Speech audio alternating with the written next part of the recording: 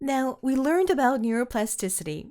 One important concept the renowned neuroscientist Stephen Porges always talks about when handling stress, trauma, well, is the so-called window of tolerance.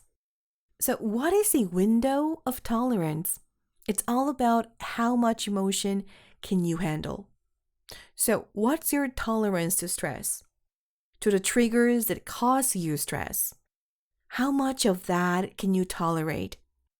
How many boxes can you tolerate in a day? We've mentioned a few times in our previous videos that we all react differently to stress, that some are wired genetically to be that way or nurtured to be such way. For example, if we were pampered while growing up, then we'll have a mushy way of handling things, meaning less tolerance to emotional pain or suffering. So ultimately, stress. We didn't know how much about this window of tolerance back in the day. If we saw someone being too stressed over something, we didn't think it was a big deal. Then we'd think the person was just mentally weak or so, like it was their fault. Well, it is not. Or in extreme cases, for instance, when we enter into extreme panic mode, we freeze. A girl who's being sexually assaulted, if she's terrified, she'd go into panic mode. If her window of tolerance is weak, she might freeze. But back in the day, people thought it was because she was agreeing to the assault somehow. Something really terrible to say or even assume. The entire nervous system just shuts down. We're there, but not really there. In our case, we want to learn ways to increase our window of tolerance. We know now that we can. It is possible to transform our brains completely. We can get a whole new one through certain practices that we all know.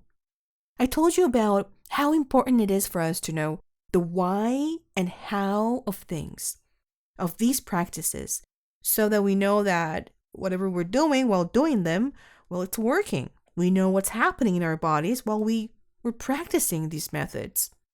So I see neuroplasticity as a feature of the brain that allows us to shape our brains to meet our needs.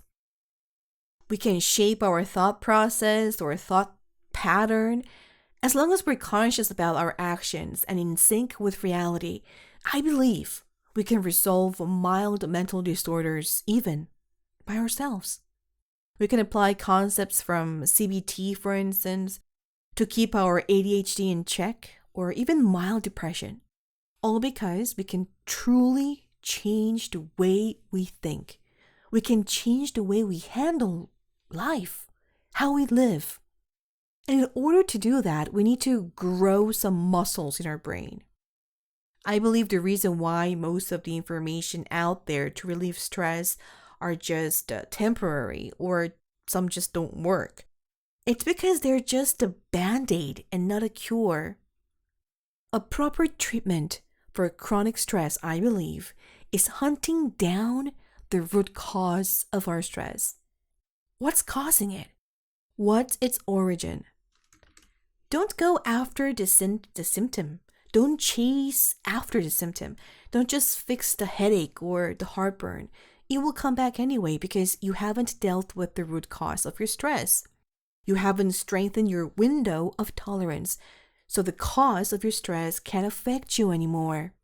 It's all about the root cause. Do not go after the symptoms. No.